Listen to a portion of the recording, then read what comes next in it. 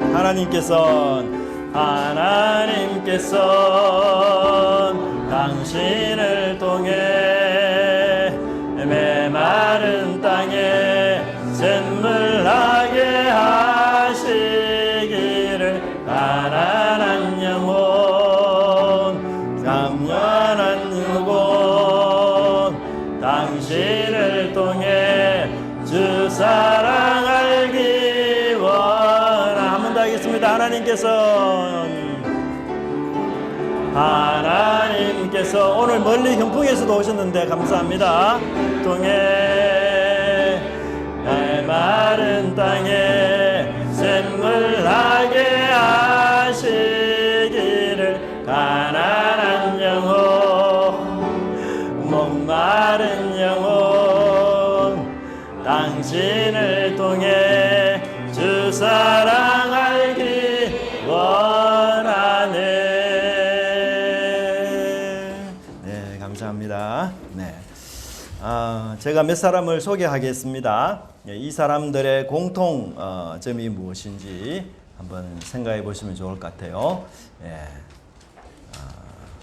좀 어려운 인물들이기도 합니다. 정몽주, 조광조, 디트리트 보네프, 다니엘의 세 친구.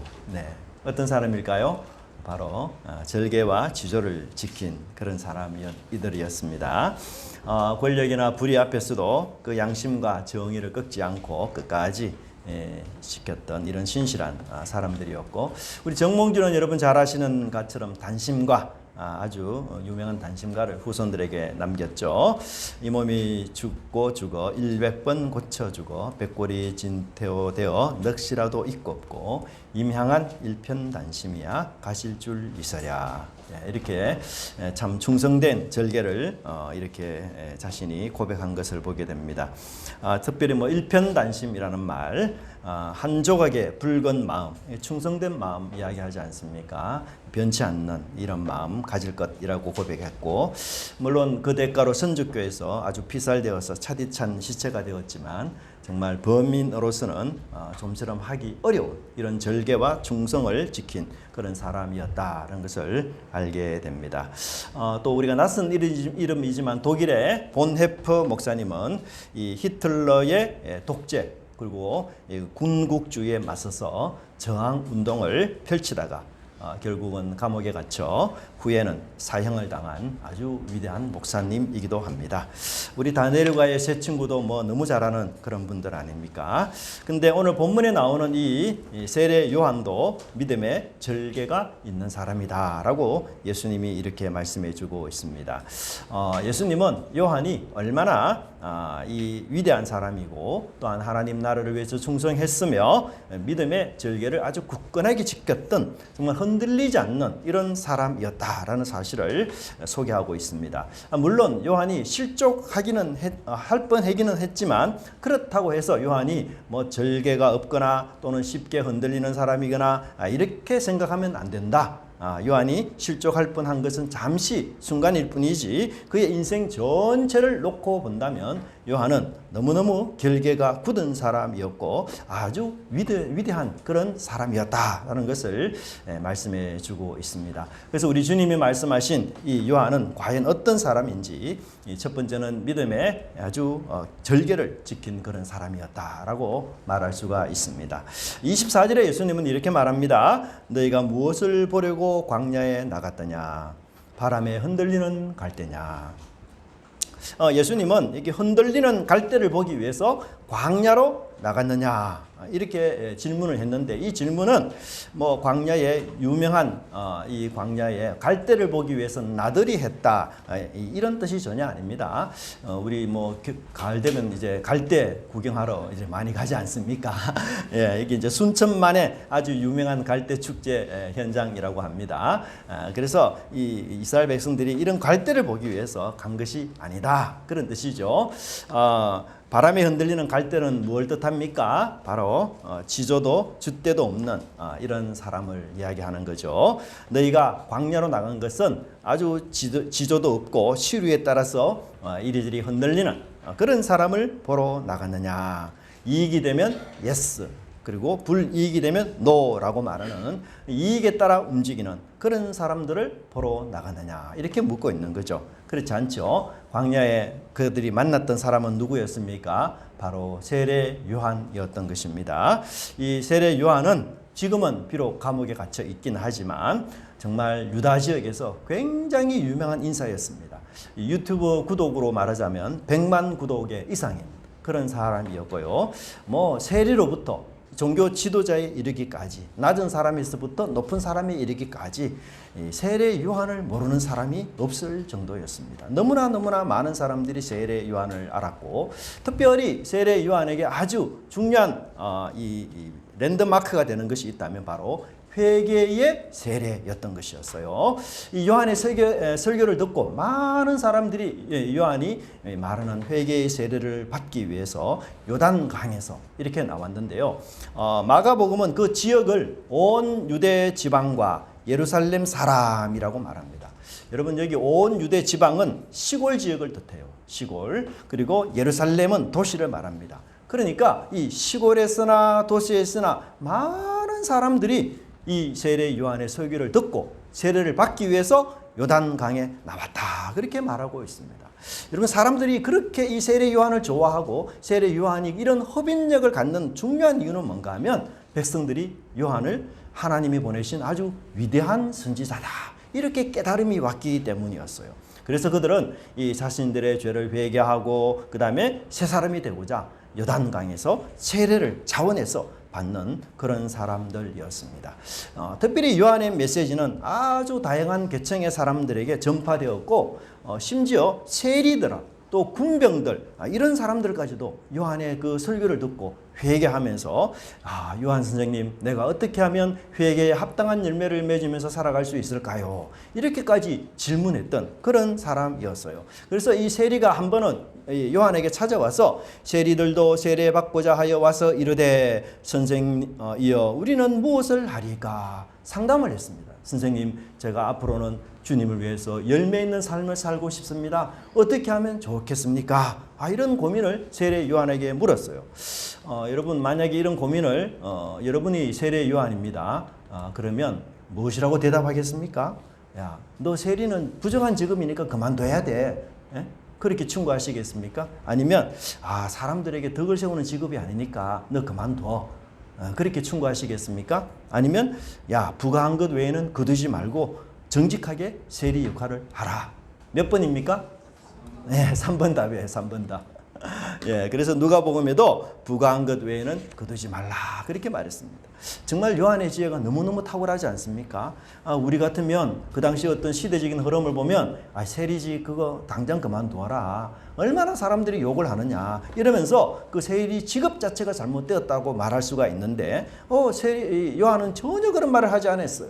세리라는 직업 이 세상에서 반드시 필요한 직업이다. 단지 그것을 정직하고 올바르게 과도하게 세금을 거두지 말고 사익을 탐하지 말고 정직하게 일하면 된다. 그러면 하나님이 기뻐하는 거다. 이렇게 명철한 그런 충고를 해주었던 것이죠. 그러니까 여러분 요한의 인기가 정말 하늘을 찌르답니다. 그래서 여러분 대부분의 유대인들이 많은 사람들이 요한을 어떻게 생각했는지 아십니까? 메시아로 생각했어요. 메시아. 예, 누가복음 3장 15절을 보면은 모든 사람들이 요한을 혹 그리스도가 아닌가. 얼마나 정말 놀라운 사람이죠. 그래서 이런 요한 정도는 진짜 그리스도다. 하나님께서 우리에게 보내신 메시아일 것이다. 이렇게까지 착각할 정도였어요. 예. 그러면 여러분 대중들의 요구, 매스컴의 요구가 이 정도라면 뭐 그냥 설정 묻어갈 수 있지 않습니까? 그런데요. 요한은 여기서 돌변해서 나는 절대로 그리스도가 아니다. 라는 사실을 아주 공개적으로 드러내놓고 그렇게 말하고 있어요. 그래서 요한복음 1장 20절을 보시면 요한이 드러내어 말하고 숨기지 아니하니 드러내어 하는 말이 나는 그리스도가 아니라. 만약에 여러분 요한의 스스로 내가 그리스도가 아니야 라는 말을 하지 않았더라면 많은 사람들이 지금 요한을 그리스도로 오해하고 있는 것이에요. 야 요한이 그리스도야 메시아야 우리가 요한을 따라야 돼. 이렇게 대중적인 선동이 충분히 가능한 그런 분위기였어요. 여러분 실제로 사도행전을 보면은 요한이 죽은 지 100년이 지났어요. 그런데도 불구하고 요한의 세례가 참 세례다라고 생각하는 사람들이 있을 정도였어요. 그래서 에베소에 있는 제자들은 우리는 요한의 세례를 받았습니다. 요한의 세례를 받아서 우리는 성도가 되었습니다. 이렇게 예수님의 불세례를 전혀 모르고 그렇게 이야기하는 사람들이 있었어요. 놀랍지 않습니까? 요한이 죽은 지 무려 100년이 지났는데도 요한의 세례가 진짜 우리를 구원하는 세례다. 이렇게까지 이해하고 있었던 사람들이 있었던 것이에요. 그런데도 요한은 전혀 살아있을 때에 나는 그리스도가 아니다. 그렇게 응답하며 대답했던 것을 볼 수가 있습니다. 자, 그런데 사람들이 또 물어요. 그러면 네가 누구냐? 네가 엘리야냐? 이르되 나는 아니라. 또 묻되 네가 그 선지자냐? 대답하되 아니라. 야, 여러분 보십시오. 여기서 이 사람들이 제 질문을 연속적으로 하는데 엘리야냐? 그 선지자냐? 모두 메시아라는 표현이 이 속에 숨어 있어요. 근데 여러분 요한의 대답을 가만히 보세요. 처음에 나는 그리스도가 아니라. 두 번째 엘리야가 맞느냐 말하니까 뭐라고 말합니까? 시작. 나는 아니라. 아니 당신 그러면 그 선지자가 맞느냐 이렇게 말하니까 아니라. 대답이 어때요? 점점 줄어들고 있지 않습니까? 그렇죠? 대답의 내용이 점점 짧아지고 있어요. 앞에서는 나는 그리스도가 아니야. 나는 아니야. 나 아니야. 여러분 이렇게 대답할 경우는 어떤 경우를 뜻합니까? 예? 야, 네 질문이 너무 엉터리야.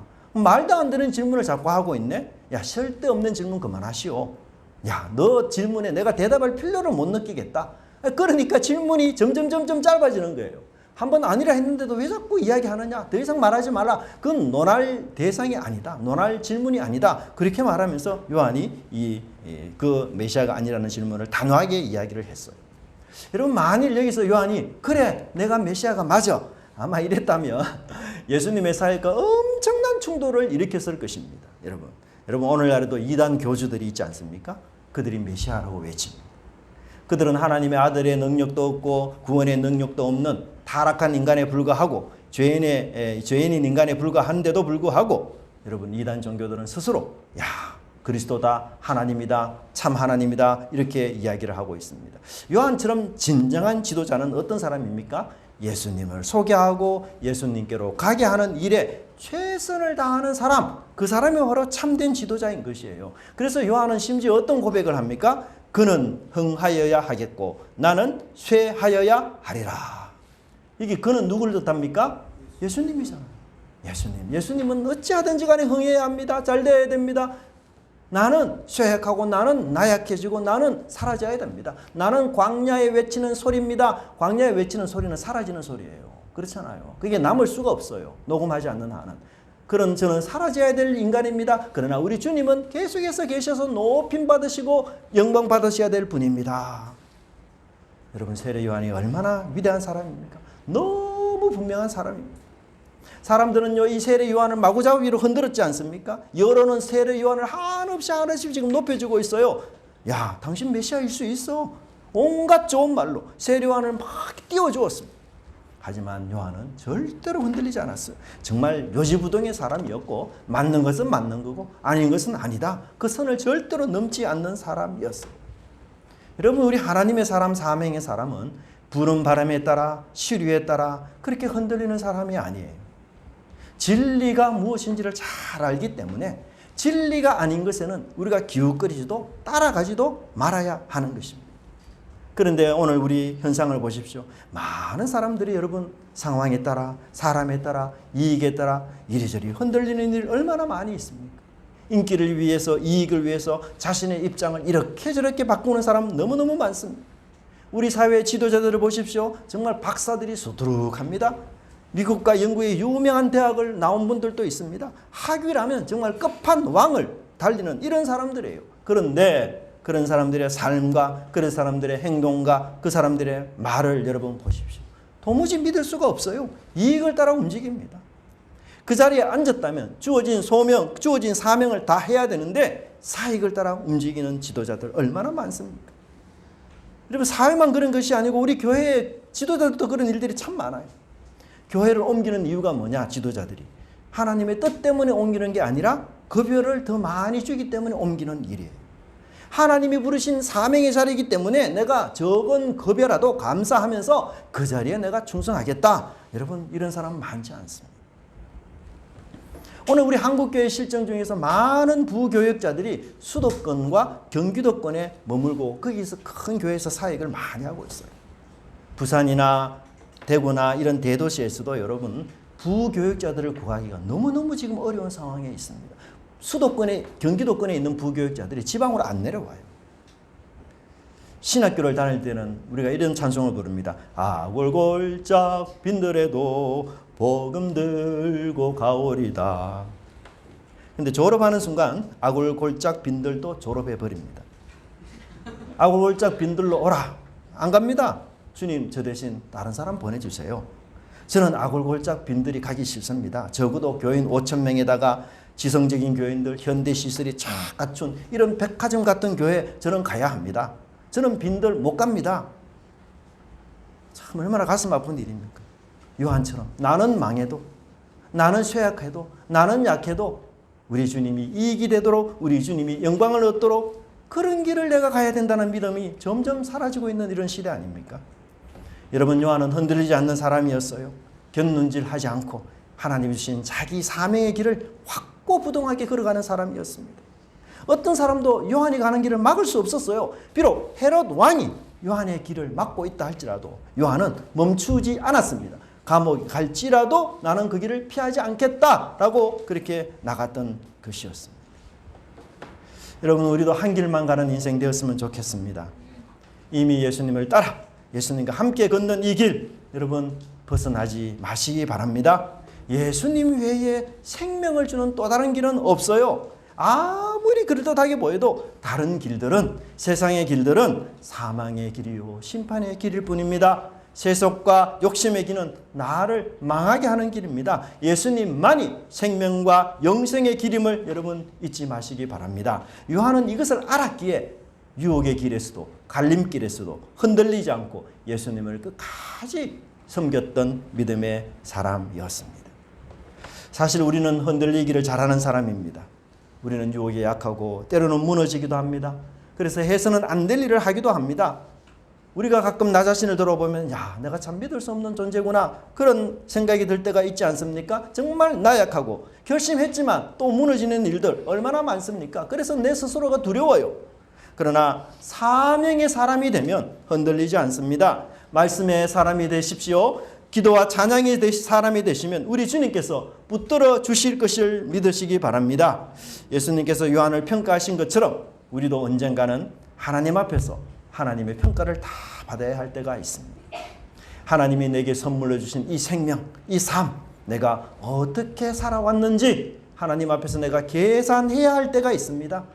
너의 생애가 짧은 생애였는지 긴 생애였는지 젊어서 안타깝게 죽었는지 아니면 장수했는지 그게 그렇게 중요하지 않아요. 생명의 주인 되신 그 하나님 앞에서 너는 절개를 지키고 너는 믿음을 지키며 너는 복음을 위해서 최선의 삶을 다 살아왔느냐 그렇게 우리에게 물으실 것입니다.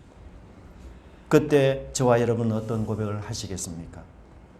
놀랍게도 우리 사도 바울 선생님이 미리 정답을 우리에게 알려주고 있습니다. 뭐라고 이야기합니까? 나는 선한 싸움을 싸우고 나의 달려갈 길을 마치고 믿음을 지켰으니 이제 후로는 나를 위하여 의의 면류관이 예비되었다. 얼마나 감격스러운 신앙 고백입니까? 여러분, 이 고백 바울만의 고백이 아니라 저와 여러분의 고백이 되시기를 간절히 바랍니다.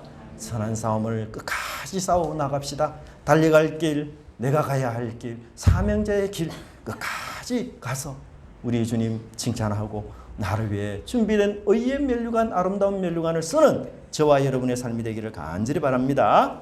두 번째는 요한은 바로 메시아의 길을 준비한 사람이라고 말하고 있습니다. 25절을 보면 예수님은 또 다른 사람을 예로 드는데 특별히 화려한 옷을 입고 사치하기를 좋아하는 귀족의 예를 들고 있습니다. 근데 요한은 사치를 즐기는 사람입니까? 전혀 아닙니다. 오히려 이 세상의 안락과 쾌락, 즐거움을 아주 멀리한 어떤 의미에서는 금욕적인 삶을 살았던 그런 삶이었습니다. 여러분, 요한이 삶의 스타일이 어떤 건지 아세요?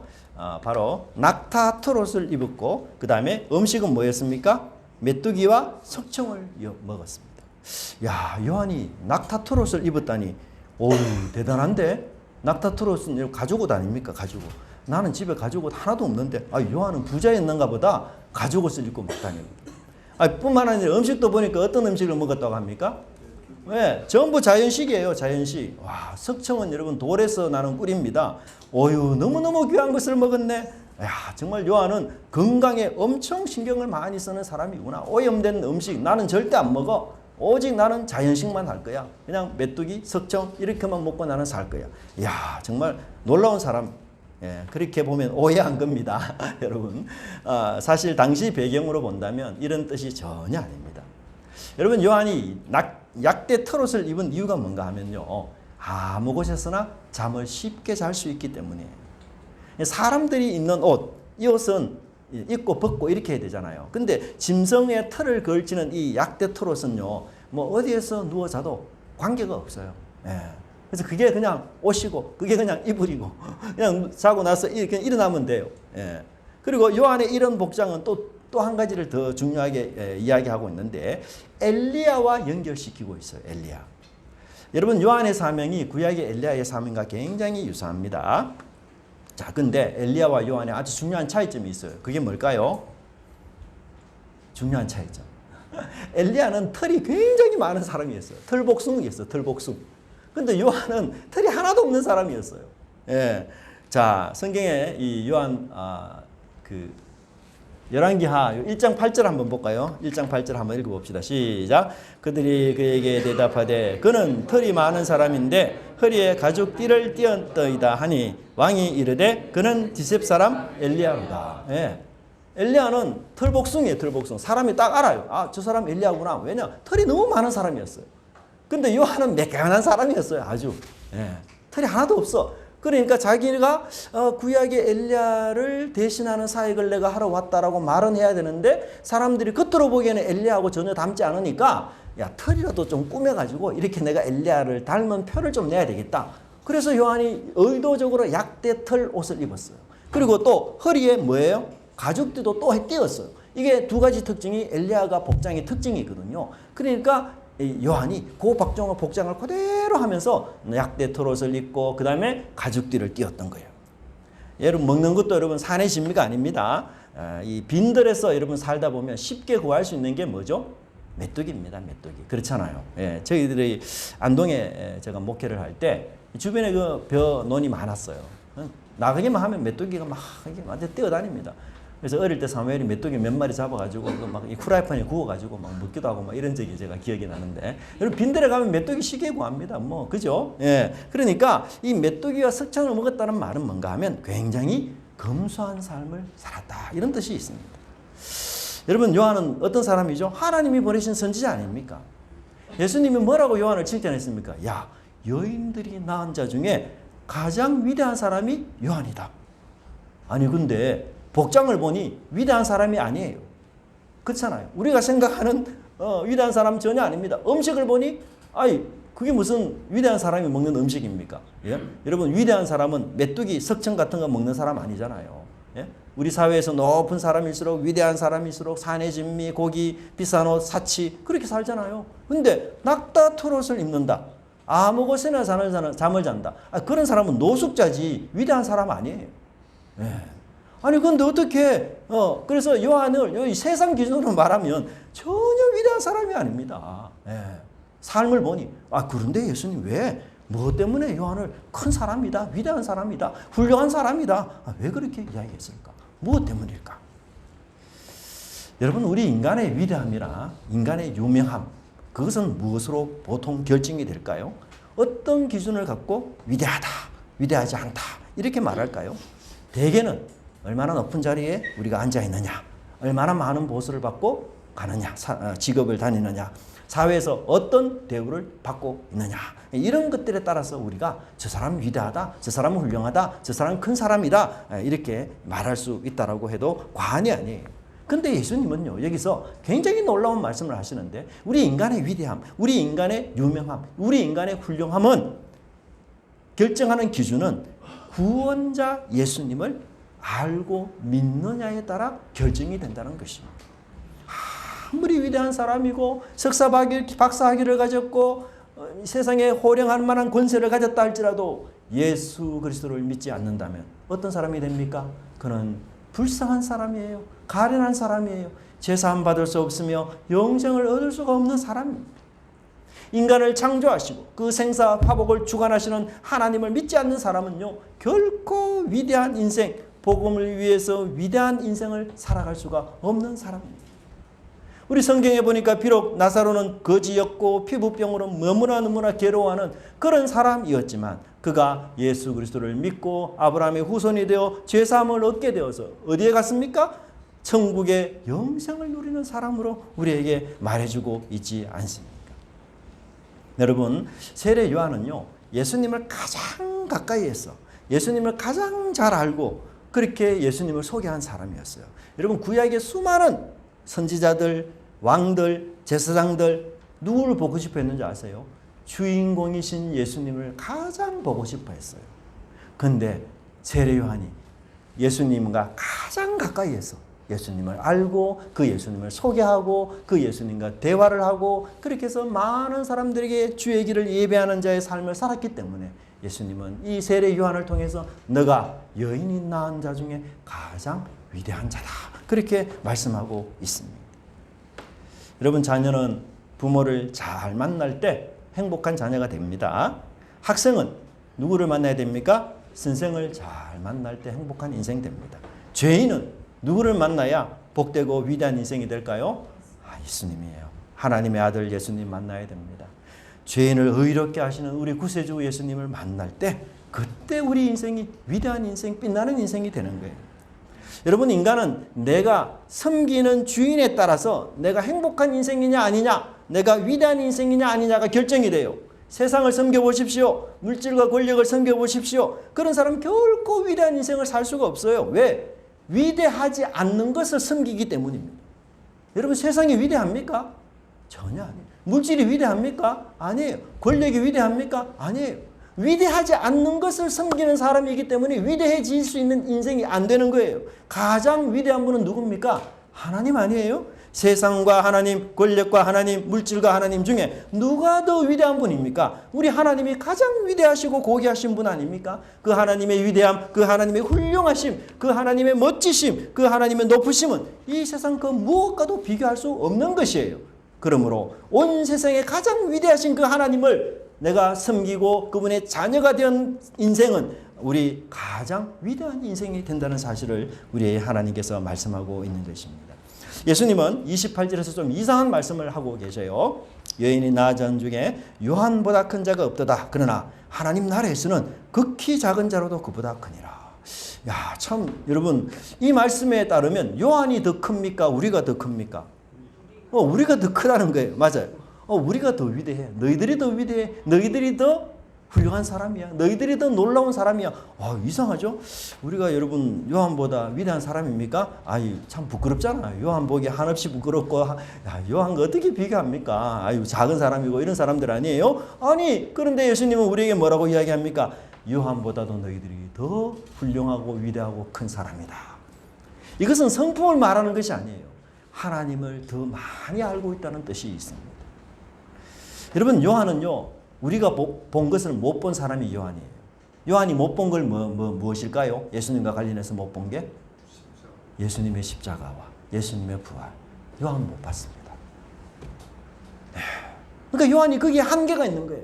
요한이 예수님을 잘 알아서 예수님을 소개한 사람이지만 그러나 그가 예수님의 십자가 사건과 예수님의 부활 사건은 듣지도 못하고 보지도 못하고 알지도 못하고 깨닫지도 못했던 사람이었어요. 그러니까 요한은 거기에 한계가 있는 사람이에요. 그러나 우리는 어떤 사람들입니까? 예수님의 십자가와 예수님의 부활과 예수님의 죽으심과 예수님의 그 살으심을 우리는 믿고 듣고 확신하고 있는 것입니다. 그러므로 우리는 요한보다도 더 크고 더 놀랍고 더 위대한 하나님의 계시를, 하나님의 뜻을 받았던 사람들인 것입니다. 제가 좀 더 쉽게 말씀을 드릴게요. 요한은 이 집에 설계 도면을 본 것이에요. 이 32평 아파트 설계 도면. 예, 그러니까 예수님의 구원의 설계 도면만 이렇게 본 거예요. 그럼 여러분 이 그림을 보면서 집이 어떨 것이다라고 생각이 듭니까? 예, 상상이 잘 안 가잖아요. 예, 전문가가 아닌 이상은 이 상상이 잘 안 가요. 예. 그래서 요한이 봤지만 한계가 있어요. 다 못 봤습니다. 우리가 본 것은 못 봤어요. 근데 여러분 우리는 어떤 사람입니까? 이렇게 모델 하우스에 들어가서 집을 다 구경한 사람들이에요. 예? 그러니까 누가 더 행복합니까? 우리가 훨씬 행복해요. 요한은요, 이 모델 하우스 설계만 우리에게 이야기하고, 우리는 조금이라도 그 모델 하우스에 지금 들어가서 집 구경을 다 한 거예요. 이야, 예수님이 만드시는 집이 이렇게 놀라운, 이렇게 아름답고, 이렇게 풍요로운 집이구나. 야, 나 그 집에 꼭 살고 싶다. 요한은 여러분 설계도만 보고도 야 너희들 예수님 믿어야 돼. 나보다도 예수님이 더 흥해야 돼. 이렇게 설교했던 사람인데 우리는 여러분 요한이 본 설계도를 넘어서서 뭘 봤습니까? 지금 모델 하우스에 들어갔어요. 그러니까 그게 얼마나 우리에게 기쁨이 됩니까? 야 예수님이 우리를 위해서 계획하신 이 놀라운 계획들이 이렇게나 많구나. 정말 위대한 예수님이구나. 우리가 더 큰 것을 깨닫게 되지 않겠습니까? 그래서 구원의 모델 하우스를 본 우리는 어떻게 해요? 복음에 대해서 더 분명하고 더 확실하게 믿고 한 길 가는 성도들이 되어야 될 것입니다. 십자가와 부활의 증거를 우리는 보고 우리는 그것을 믿었으니 이제 그 세상의 어떤 유혹과 고난 속에서도 여러분 흔들리지 않는 믿음으로 우리 주님의 길을 전파하는 저와 여러분의 삶이 되기를 간절히 바랍니다. 기도하겠습니다. 하나님 아버지 감사합니다. 오늘 말씀을 통하여 요한의 그 절개 있고 굳은 믿음을 저희들 도전받게 하시고 그 믿음을 본을 받아 바울도 나의 달리길 길을 다 달리고 선한 싸움을 싸웠다고 고백하면서 이제 나에게 준비된 것은 의의 멸류관이라고 고백한 것처럼 하나님 이 고백이 저희 입술들에게도 흘러 넘칠 수 있도록 하나님 인도하여 주시옵소서. 유혹이 많고 여러 가지 많은 고난이 있는 이 세상입니다. 험한 풍파가 있는 세상입니다. 그러나 주님 우리 속에 위대하신 하나님이 계시오니 우리 속에 우리의 죄를 사하시고 우리를 자신의 아들로 삼으신 하나님의 능력이 함께 하오니 주님 이 능력 믿고 이 사명의 길에서 이탈하지 않는 믿음의 신실한 형제 자매들이 될 수 있도록 우리 주님께서 우리 성도들을 축복하시고 또한 함께하여 주시옵소서. 하나님 놀랍게도 요한은 보지 못한 것들 우리는 보고 체험하고 느끼고 아버지 하나님 깨닫고 믿게 되었사오니 이 놀라운 계시의 은혜와 하나님 십자가와 예수 그리스도의 부활의 그 권능에 저희들이 참여하여 이제는 주님께서 원하시는 그 달려갈 길을 다 마치는 일에 있어서 부족하지 않도록 저희들 인도하시고 이끌어 주시옵소서. 감사드리고 예수님 이름으로 기도드리옵나이다. 아멘.